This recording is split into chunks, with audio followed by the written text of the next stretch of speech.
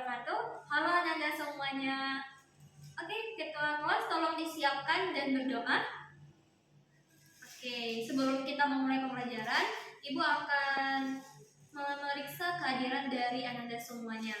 Pria, Zahya, Risa, Melin, Rifa, Orin, Risa. Oke, semuanya hadir ya. Nah, sebelum kita memulai pembelajaran, Ibu akan bertanya keadaan dari Ananda semuanya. Ada yang lagi merasa sedih? Oke. Yang merasa marah? Oke. Yang merasa senang? Ya, Zahya merasa senang. Kenapa Zahya merasa senang? Terima kasih ya Zahya, semoga dengan adanya Ibu di sini bisa memberikan semangat tentunya kepada Ananda semua. Pelajaran kita akan melakukan pretest terlebih dahulu. Nah, Ibu akan memberikan reward kepada Ananda Ibu yang sudah melakukan pretest ataupun post-test di akhir pembelajaran agar kita bersama-sama mengulangi materi sebelumnya. Ibu ingin Ananda semua dapat bergabung di quizzes pretest yang sudah Ibu buat, dan ini merupakan bakatnya. Silakan untuk bergabung. Ibu tunggu. Oke, selanjutnya kita akan mereview bersama-sama tentang soal-soal pretest yang sudah Ibu berikan kepada Ananda semuanya. Nah, soal yang pertama, manakah dari berikut ini yang merupakan bagian dari sistem endomembran sel eukariotik? Nah, ada yang tahu jawabannya? Jawabannya kompleks Golgi. Nah, baik Ananda Ibu, untuk pretest pada kali ini dimenangkan oleh Zahya Arsila Putri sebagai peringkat yang pertama. Beri aplaus untuk Zahya. Dan untuk Ananda Ibu semuanya yang lain yang belum bisa mendapatkan peringkat pertama, mari kita tingkatkan lagi proses pembelajaran kita dan tetaplah semangat.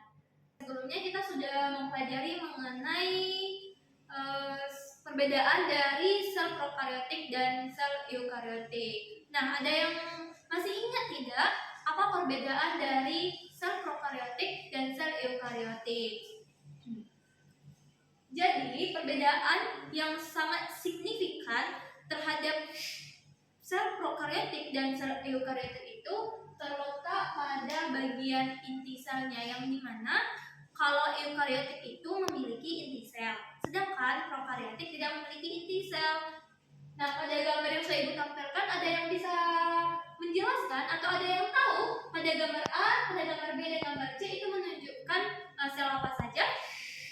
Oke, silakan Rifa. Oke, terima kasih untuk Rifa.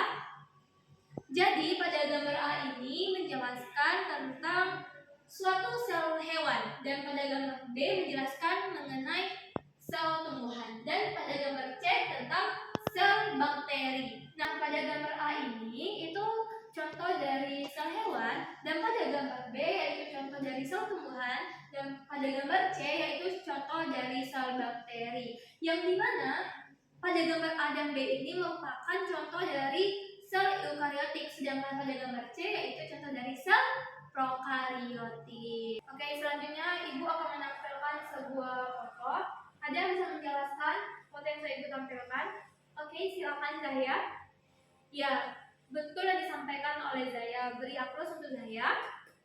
Jadi, sel merupakan suatu unit yang terkecil yang ada pada makhluk hidup, yang dimana jika tidak adanya sel ini, maka kehidupan sekarang tidak akan muncul, karena sel tersebut akan menjadi sebuah organ dan akan membentuk suatu sistem. Oleh karena itu, kita harus mensyukuri setiap bagian-bagian yang ada pada diri kita yang sudah diberikan oleh Allah Subhanahu wa Ta'ala.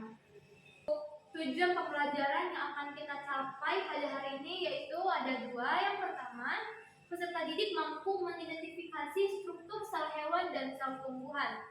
Dan yang kedua, peserta didik mampu menjelaskan fungsi organel-organel sel hewan dan sel tumbuhan. Nah, Ibu akan menampilkan sebuah video. Ibu harap Anda semua memperhatikan video yang sudah Ibu tampilkan.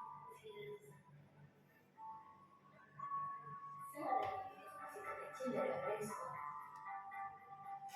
Semua sel memiliki tiga kesamaan. tidak peduli apa jenis mereka. Semua sel memiliki membrane sel yang memisahkan darah sel dari lingkungannya. Sitoplasma yang merupakan cairan seperti jelly, dan DNA yang merupakan materi sel genetik. Ada dua kategori besar sel. Ananda Ibu, dari video yang sudah Ibu tampilkan, Ananda Ibu dapat melihat bahwasanya organel-organel sel itu memiliki macam-macam bentuk. Nah, tentunya dari bentuk-bentuk yang berbeda pasti memiliki fungsi organel-organelnya tersendiri. Oleh karena itu, kita akan mempelajari mengenai fungsi-fungsi organel sel pada sel hewan dan sel tumbuhan. Anda perhatikan gambar yang sudah Ibu tampilkan. Nah, pada gambar A dan pada gambar B ini menjelaskan tentang, ya betul sekali, tentang kerusakan sel. Nah, yang dimana pada hari ini kita akan mengupas tuntas mengenai organel-organel apa aja sih yang ada pada sel hewan dan sel tumbuhan. Silakan dibaca, Lisa. Oke, selanjutnya kita akan melaksanakan praktikum mengenai pengamatan sel hewan dan sel tumbuhan. Tapi sebelum kita melanjutkan praktikumnya, Ibu akan membagikan dua kelompok dulu. Satu kelompok untuk yang di sebelah sini, sebelah kiri, dan kelompok dua yang di sebelah kanan. Tolong salah satu dari Ananda membaca alat dan bahan.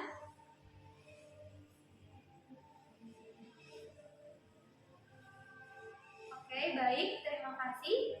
Selanjutnya mengenai SOP laboratorium, yang dimana setiap Ananda harus menggunakan jas lab. Tidak ada yang tidak memakai jas lab, paham? Dan tidak ada juga yang membawa makanan dan minum. Oke, selanjutnya silakan kembali bekerja. Sebelum itu Ibu akan membagikan LKPD yang sudah Ibu sediakan untuk Ananda semuanya. Dan tolong dijaga kebersihannya dan menjaga peralatan dari alat-alat yang kita gunakan. Nah, ini merupakan prosedur dari langkah kerja untuk pengamatan sel tumbuhan. Nah, di sini kita menggunakan daun Rhodys flower. Dan untuk sel hewan, kita menggunakan sel epitel pipi manusia. Baik, di sini kita sudah mempelajari mengenai pembelajaran struktur dan organel-organel sel, terkhususnya yaitu sel hewan dan sel tumbuhan. Nah, di sini Ibu ingin salah satu dari Ananda menyimpulkan materi kita pada hari ini. Ada yang bisa? Oke, silakan bisa maju ke depan untuk menyimpulkan materi kita pada hari ini. Baik, dari materi yang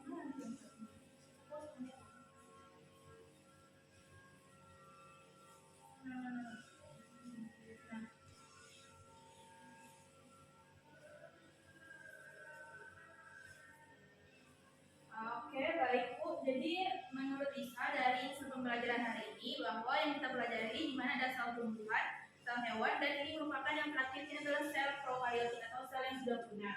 Nah, bisa kita lihat sel eukaryotik itu ada terdapat pada sel yang A dan sel yang B, di mana pada sel A ini merupakan sel hewan, di mana sel hewan ini terdiri dari nukleus, kemudian ada membran plasma, ada mitokondria tempat penyimpanan energinya. Kemudian pada sel tumbuhan dia ada dinding sel, juga ada vakuola. Nah, tadi vakuola pada sel tumbuhan itu lebih besar karena vakuola ini tempat menyimpan makanan pada tumbuhan. Selanjutnya selain itu, dinding sel ini Bu juga memiliki sel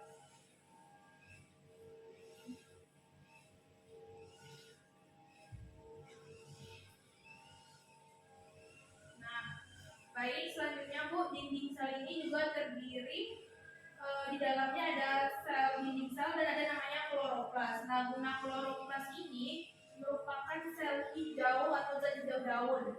Nah, dia ini berfungsi untuk memberikan warna hijau sama seperti klorofil. Nah, kemudian Bu, di sini juga di bagian sel itu ada sel bagian middle atau tengah, ini sel bagian luar, dan ini adalah primary sel-sel primary. Nah, lihat nih. Ini bagian atas selnya, ini bagian tengah, dan ini adalah bagian plasma membran. Nah, jadi dari dapatkan tadi bahwa sel ini terdiri atas terbagi atas dua, yaitu eukariotik dan prokariotik. Nah, di bagian eukariotik itu adalah sel tumbuhan. Nah, sel tumbuhan ini terdiri tadi atas dinding sel, nukleus, vakuola, kemudian ada juga membran plasma, cairan sitoplasma, dan mitokondria. Nah, kalau perbedaannya antara sel tumbuhan dan sel hewan itu, kalau sel tumbuhan dia itu bersifatnya kaku. Kenapa dia kaku? Karena untuk memberi bentuk tubuh pada tumbuhan. Sedangkan sel hewan itu bersifat fleksibel untuk dia dapat bergerak. Baik, terima kasih kepada Risa. Beri aplaus untuk Risa. Nah, Ibu akan memberikan soal post-test yang dimana post-test ini berguna untuk Ibu melihat kemampuan dari Ananda semuanya di mana penyerapan materi pada hari ini. Akan mulai. Semuanya, tolong masuk quizzes yang sudah Ibu berikan. Oke, sudah bergabung. Kita akan mulai ya.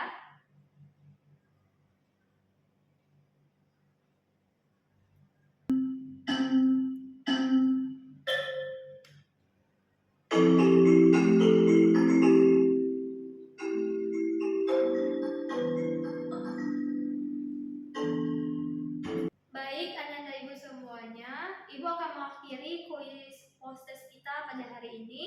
Untuk jawaban post-test yang kita lakukan pada hari ini, Ibu akan mengirimkan di WA Group. Post-test pada kali ini dimenangkan oleh Rifa. Beri aplaus untuk Rifa. Jadi, yang mendapatkan reward pada pembelajaran hari ini yaitu Rifa dan Zahia.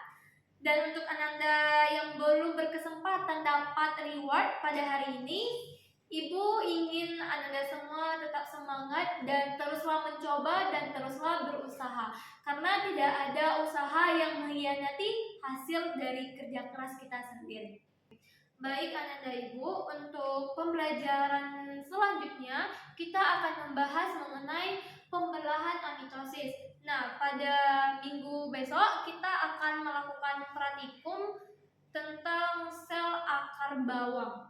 Oleh karena itu diharapkan untuk Ananda Ibu bisa membawa akar bawang, dan untuk pembelajaran selanjutnya Ibu ingin Ananda lebih giat lagi belajar agar Ananda Ibu bisa menjawab pretest yang akan Ibu berikan pada hari tersebut. Baik, silakan ketua kelas tolong disiapkan dan berdoa untuk menutup pembelajaran kita pada hari ini.